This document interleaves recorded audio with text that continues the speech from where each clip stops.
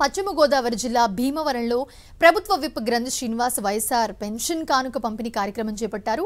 Bhimavaram municipality rural మండలాలకు చెందిన లబ్ధిదారులకు 6,90,00,000 రూపాయల చెక్కును అందజేశారు.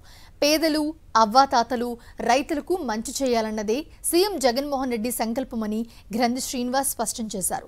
ఇచ్చిన హామీలు 100% అమలు చేసింది దేశ చరిత్రలో జగన్మోహన్ రెడ్డి ఒక్కరే అని తెలిపారు ఆయన. పెన్షన్లు కావాలంటే చంద్రబాబు హయాంలో జన్మభూమి కమిటీలకు లంచాలు ఇవ్వాల్సిన పరిస్థితి ఉండేదని విమర్శించారు. చంద్రబాబు మాటలను రాష్ట్ర ప్రజలు నమ్మే పరిస్థితి లేదన్నారు. ఆ 75 రూపాయల పెన్షన్ శాంక్షన్ చేయడానికి కూడా జన్మభూమి కమిటీలకి లంచాలు ఇచ్చుకునే పరిస్థితి చూసాం.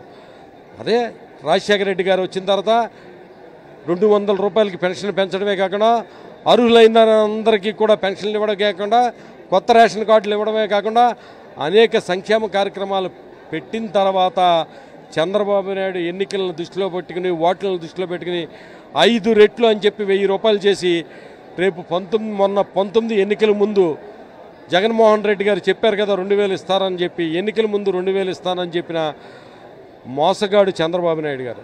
జగన్మోహన్ రెడ్డి గారు ఒకటే చెప్పారు, ఆయన 2000 ఇస్తే తీసుకోండి, నేను దీన్ని దశలుగా 3000 రూపాయలకి చేసుకుంటా వెళ్తానని చెప్పి ఇవాళ 2750 రూపాయలు ఉన్న పెన్షన్ 3000 చేసి అన్న మాట నిలబెట్టుకున్న ముఖ్యమంత్రి జగన్మోహన్ రెడ్డి గారు.